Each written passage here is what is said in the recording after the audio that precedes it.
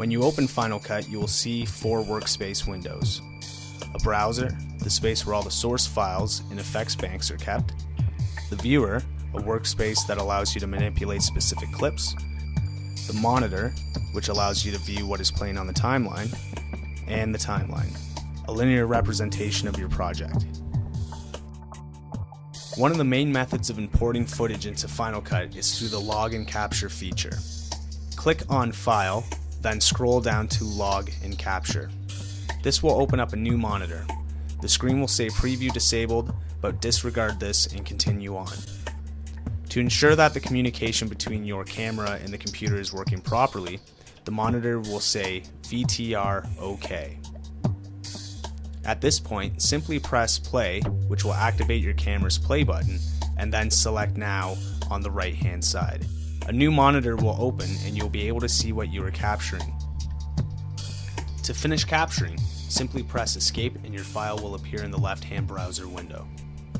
Importing files. Another way of importing source files, either video or audio, is through the Import feature. Simply click on File and scroll down to Import and select File. A new Viewfinder window will appear, and then select whatever files you wish to import. You may also want to import entire folders if you're wishing to import a multitude of files at once. Again, select File, scroll down to Import, and then select Import Folder.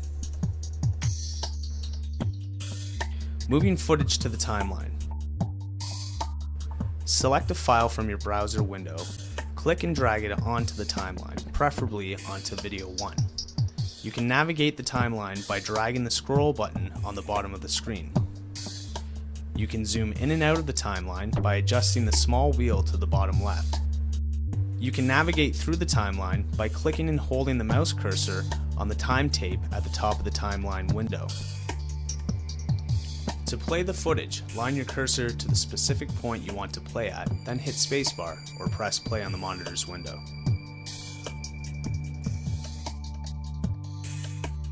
Cutting footage.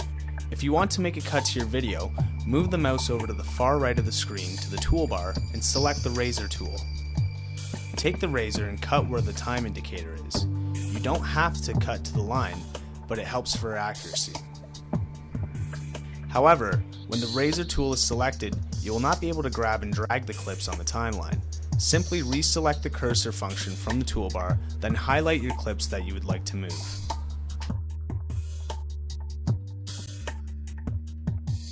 Replenishing cuts.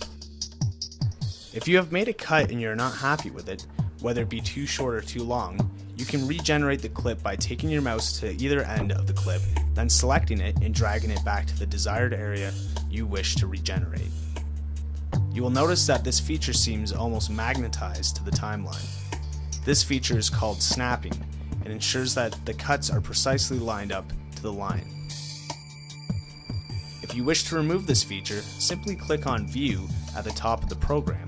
Scroll down until you see snapping and deselect it. Now you can manipulate the clip without snapping it to the edge of the line.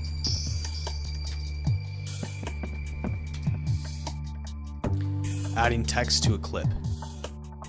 To add text to a clip, open the effects bank in the browser window. Scroll down to Video Generators. Then, locate the folder entitled Text.